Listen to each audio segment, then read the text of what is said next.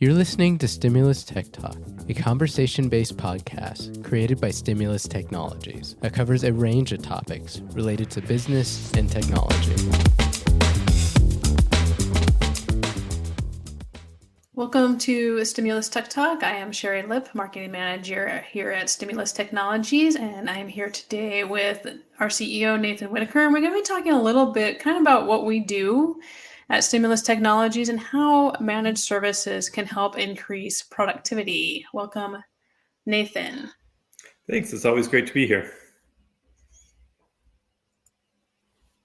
To get started on this, let's talk a little bit about what are managed IT services, and what does that mean? What are we offering?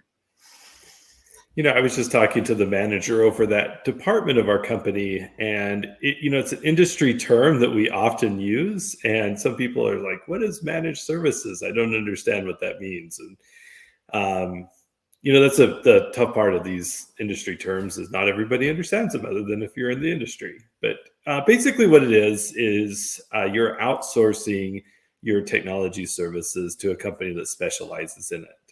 So Stimulus Technologies, we specialize in helping companies run their technology infrastructure. Everything from making sure that their desktops and laptops and everything work well for the employees. So managing the software, helping them with any issues that they're having with the software and applications that they use. Also making sure that the infrastructure is working correctly. So that handles the networking portion of it so that the devices, whether they're wired or wireless, can communicate with each other and with the outside world.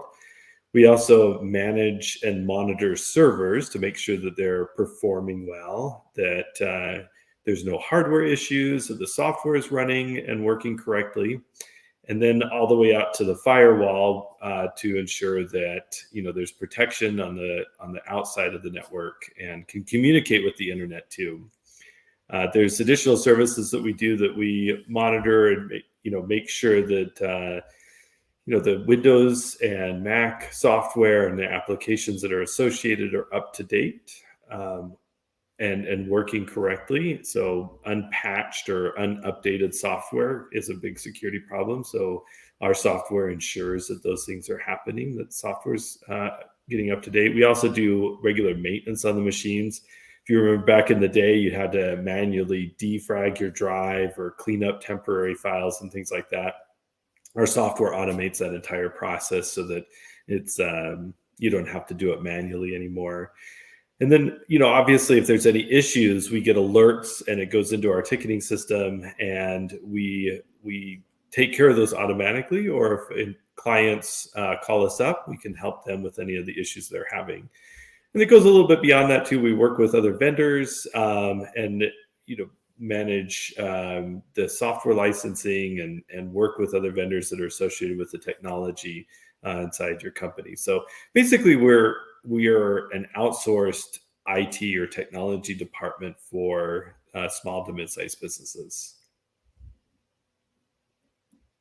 And that kind of leads into my next question. So your managed provider, us, what kinds of technology vendors do we help manage? So a lot of companies that we work with have Microsoft Office 365. So that we are a partner with Microsoft and help manage those licenses and manage that software. Also, you look at if you have anything else connected to your technology. So if you have, for example, a surveillance system or telephone system, or copiers, printers that are managed by other companies. We work with those vendors. We coordinate. We like to be the central point of contact between all the vendors. And then for a lot of businesses, they have some type of line of business application. So if you're a dental office, you might be using something like Dentrix. If you're a law firm, there's special software that you use. A construction company, there's special software you use. And so we become familiar with those pieces of software. But more importantly, we try to be the advocate for the client with the company and ensure that everything is working properly for them. So if they have issues, we come in and then contact the vendor And so we can explain and talk on tech terms rather than, having your software vendor or your hardware vendor that you're working with talk in their acronyms. We can translate for you and make sure that we implement what works inside your company. So we try to be that central point of contact for all those vendors and outside companies. And going along with that, so we would handle licensing too for software. So in the world of Microsoft, we handle that software. There's certain software that they want to manage with the company directly. So, for example, a line of business application, we could keep track of the software, but it is up to the company themselves to ensure that that vendor relationship is going well. But we help manage that interface between the two. So that's where we come in is kind of the partner with our client to ensure that their licenses are up to date. They maintain that good relationship with their vendors. So you had said small to medium businesses before. At what point do you think a small business owner really needs to think about managed services as opposed to doing everything themselves? So that's definitely changed over the years because as technology has gotten better, especially for smaller businesses, there's a lot of products out there that allow a small business to really act like a big business. And so we generally start when companies grow to about 5 to 10 employees is a good time to contact us. A business with just 1 or 2 people working out of their house. Although we'd love to help them, a lot of times they can do a lot of the things for themselves, and there's a lot of online companies that can assist you with small technical things, or just going directly to the companies themselves for that help. So our general starting point is about 5 employees, and up to larger organizations. So we have some mid-sized small businesses that are hundreds of employees, maybe up to about 500 to 700 employees is generally where we go to. And then after that, there's a strong need for internal IT to take over. And then we can partner with internal IT at that point too to offer some specialization.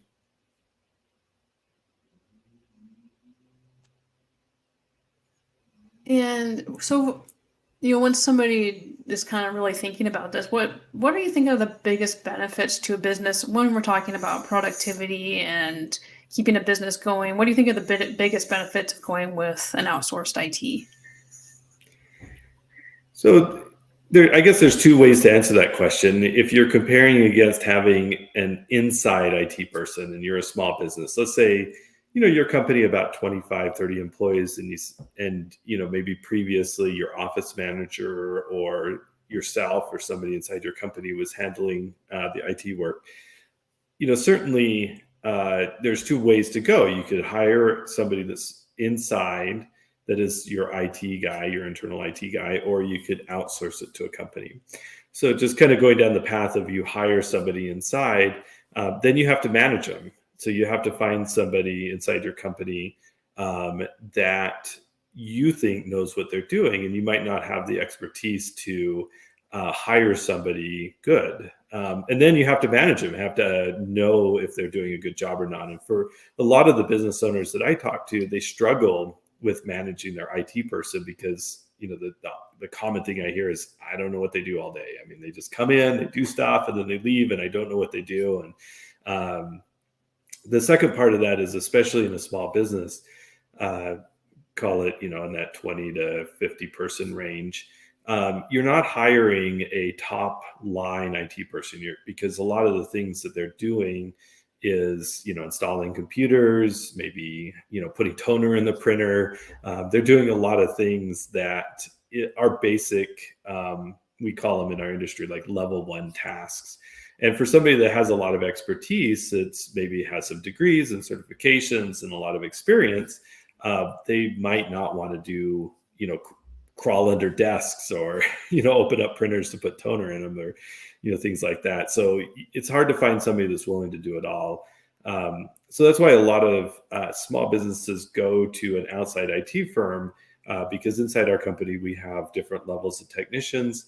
some that are just, basic help desk technicians that are installing software, installing computers, they're doing the basic networking. They're learning and growing themselves, and we have teams of people, multiple tiers up that assist them when the things need to get escalated. So you don't want the same person that's installing toner in your printer also managing the security on your server. It's a very different technique. And so as our company has grown, we have a wide variety of expertise inside the business. So that's the biggest advantage of going with an outside IT firm, especially for that smaller business, is you get the expertise, you get the entire team that comes in, and we manage them. So we inside our company have been in technology for a long time, over 28 years for myself. A lot of people on my team are well over 20 years in technology, and so we know what's right, what does right, and we have a lot of policies and procedures in place for our clients to ensure that their technology is working for them. If you just have one IT guy, one person inside your company, or you have your friend's son that comes over and does stuff every once in a while, you're not getting that breadth and depth of expertise as you would with a company like ours. Once you get up to a certain size, so call it a few hundred employees, you might have the budget and need to have multiple people inside the company that have that expertise. You might have a level 1 person that's handling those hardware issues, and you might have a system administrator that's handling the higher level issues. And then you might just outsource, let's say, the security side of things or the networking, the expertise that they don't have. So that's where these larger companies partner with us in certain aspects to bring in that expertise. Right. And so are the services tailored for a business, an individual business or business type, like industry? Certainly, we have different levels of products for different tiers of companies. So, for example, a very small business might need to call us every once in a while, but they want our tools on their computers to ensure that those updates are happening, that there's any alerts, if there's any issues, and that they have somebody to call when they do have issues. So we have a tier service for a company that doesn't need us often, but wants that card in their pocket of somebody to call if there's something that's going on. All the way up to our full service clients that we're handling all aspects of their technology. We have a seat in their management team that we're discussing their plans for the company and making sure that the technology fits in with them. So and then we do everything on-site, off-site, and handle all their technology needs. So there is a range of products, and we tailor our services around what the company needs. And a lot of it deals with how much they're using technology in their company and also the company size. You generally, as companies have more complex environments or they grow in size, they have more need for us to be interfacing with them more often. And, does having this type of service reduce the amount of time someone like a CEO or an operations manager might have to spend with IT? Or is it, there's some companies that want to be hands-on and some that are like, they don't even want to think about it?